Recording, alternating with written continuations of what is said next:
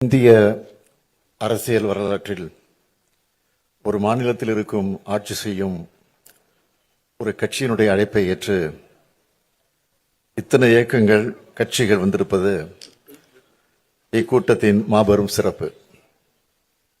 எங்கள் அழைப்பை ஏற்று வருகை தந்துள்ள உங்கள் அனைவரையும் முதலில் வருக வருக என வரவேற்கிறேன். பல்வேறு மாநிலங்களின் முதலமைச்சர்கள், துணை முதலமைச்சர்கள், தேசிய மற்றும் மாநில கட்சிகளின் தலைவர்கள், பிரதிநிதிகள், அமைச்சர்கள், நாடாளுமன்ற உறுப்பினர்கள் வருகை தந்திருக்கிறீர்கள். இந்திய ஜனநாயகத்தை காக்க நாம் அனைவரும் ஓரணியில் திரண்டிருக்கிறோம் என்பதை இந்தியாவுக்கு உணர்த்துவதாக உங்களது வருகை அமைந்திருக்கிறது. இந்திய ஜனநாயகம் மற்றும் கூட்டாட்சி ஆகியவற்றை காக்க நாம் ஒன்று கூடியிருக்கிறோம். இந்த முன்னெடுப்பில் இணைந்துள்ள அத்தனை பேருக்கும் நன்றி. வேறு மாநிலங்களில் இருந்து நாம் ஒன்று கூடியிருக்கிறோம். நமது நாட்டில் உள்ள ஒவ்வொரு மாநிலமும் ஒவ்வொரு வகையில் தனித்தன்மை கொண்டது. பல்வேறு மொழிகள், இனங்கள், வழிபாட்டு நம்பிக்கைகள், பண்பாடுகள், உடைகள், உணவுகள், பழக்க வழக்கங்கள் கொண்டதுதான் இந்தியா. இத்தகைய மாநிலங்கள் சுயாட்சித்தன்மையுடன் செயல்பட்டால்தான் இந்தியாவில் உண்மையான கூட்டாட்சி உருவாக முடியும், சிறந்த வளர்ச்சியை அடைய முடியும். அனைத்து தரப்பு மக்களும் போராடியதெல்லாம் நமது நாட்டிற்கு விடுதலை கிடைத்தது. இதனை உணர்ந்துதான் இந்திய அரசியலமைப்பு சட்டத்தை வகுத்த மேதைகள் இந்தியாவை கூட்டாட்சி கொண்ட ஒன்றியமாக கட்டமைத்தார்கள். பல்வேறு காலகட்டங்களில் இந்த கூட்டாட்சி தன்மைக்கு சோதனை வந்தாலும் அதனை ஜனநாயக அமைப்புகள், இயக்கங்கள் தடுத்து வந்துள்ளன.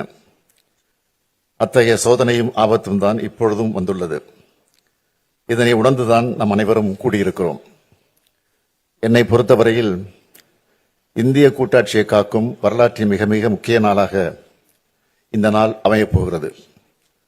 தொகுதி மறுசீரமைப்பு பற்றி நான் உங்களுக்கு அதிகமாக விளக்க வேண்டிய அவசியமில்லை. வரவிருக்கின்ற அல்லது எதிர்காலத்தில் நடைபெறுகின்ற சென்சஸ் அடிப்படையில் மேற்கொள்ளவிருக்கும் மக்கள் தொகை அடிப்படையிலான தொகுதி மறுசீரமைப்பு என்பது நம்மை போன்ற மாநிலங்களை வெகுவாக பாதிக்கப் போகிறது. மக்கள் தொகையை பல்வேறு சமூக நலத்திட்டங்கள் மூலமாக கட்டுப்படுத்திய நம்மை போன்ற மாநிலங்கள் அதன் காரணமாக நாடாளுமன்ற தொகுதியின் எண்ணிக்கையில் நமது பிரதிநிதித்துவத்தை அதிகம் இழக்க நேரிடும். எனவேதான் இதனை நாம் கடுமையாக ஆணித்தரமாக எதிர்க்க வேண்டிய காலகட்டத்தில் இருக்கிறோம். தற்போதைய மக்கள் தொகை அடிப்படையில் தொகுதி மறுசீரமைப்பை ஏற்றுக்கொள்ள முடியாது என்பதில் நாம் அனைவரும் உறுதியாக இருக்க வேண்டும். இங்கே இருக்கும் ஒவ்வொரு மாநிலமும் பயனுள்ள மக்கள் தொகை கட்டுப்பாட்டின் மூலம் குறிப்பிடத்தக்க முன்னேற்றத்தை காட்டியுள்ளன. இத்தகைய மாநிலங்களை தண்டிப்பதாக இந்த நடவடிக்கை இருக்கப் போகிறது. மக்கள் பிரதிநிதிகளின் எண்ணிக்கை குறைவதன் மூலமாக நமது எண்ணங்களை சொல்வதற்கான வலிமை குறைகிறது.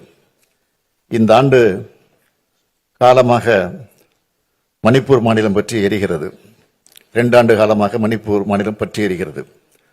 அதனால் நீதிக்கான அவர்களின் குரல்கள் புறக்கணிக்கப்படுகின்றன. ஏனென்றால் நாட்டின் கவனத்தை ஈர்க்க அவர்களுக்கு அரசியல் வலிமை இல்லை. எனவே நாடாளுமன்ற தொகுதிகளின் எண்ணிக்கை குறைவது அல்லது நமது பிரதிநிதித்துவம் குறைவது என்பதை நம்முடைய அரசியல் வலிமையை குறைப்பதாகத்தான் பார்க்க வேண்டும்.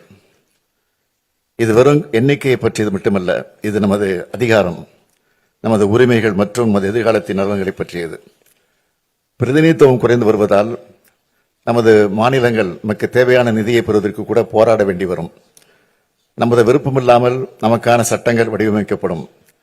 நமது மக்களை பாதிக்கும் முடிவுகள் நம்மை அறியாதவர்களால் எடுக்கப்படும். பெண்கள் அதிகாரம் அடைவதில் பின்னடைவுகளை சந்திப்பார்கள். மாணவர்கள் முக்கிய வாய்ப்புகளை இழப்பார்கள். உழவர்கள் ஆதரவின்றி பின்தங்குவார்கள். நமது பண்பாடு, அடையாளம் மற்றும் முன்னேற்றம் ஆபத்தை சந்திக்கும். காலங்காலமாக நாம் போற்றி பாதுகாத்து வரும் சமூக நீதி பாதிக்கப்படும். குறிப்பாக பட்டியலின பழங்குடி மக்கள் அதிகம் பாதிக்கப்படுவார்கள்.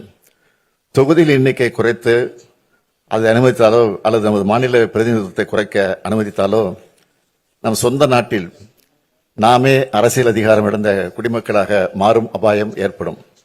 எனவேதான் தொகுதி மறுசீரமைப்பு விவகாரத்தை சாதாரணமாக கருதக்கூடாது என்று சொல்கிறேன்.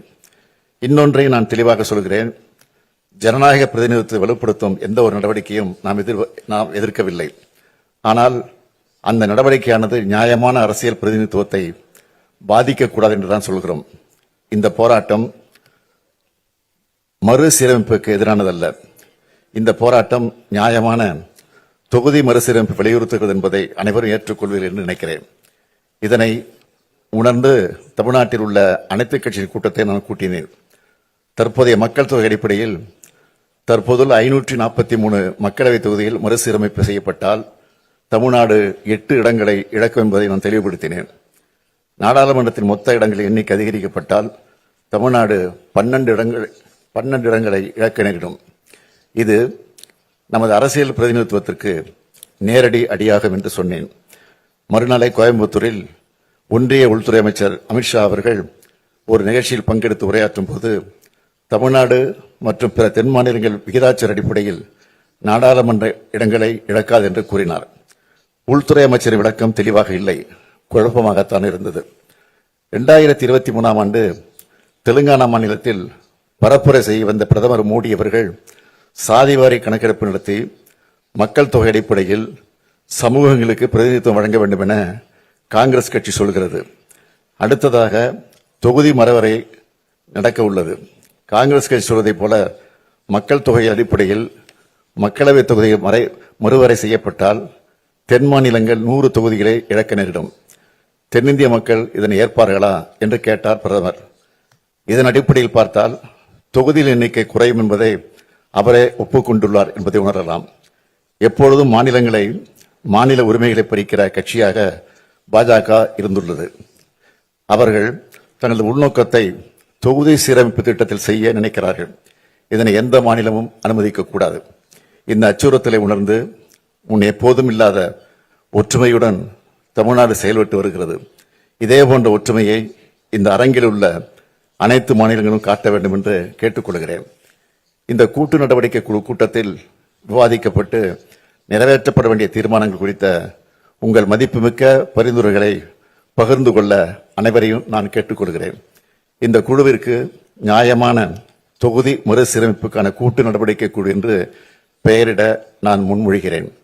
நாம் தொகுதி மறுசீரமைப்புக்கு எதிரானவர்கள் அல்ல, நியாயமான தொகுதி மறுசீரமைப்புக்கு ஆதரவானவர்கள் என்பதே இந்த பெயரே சொல்லும்.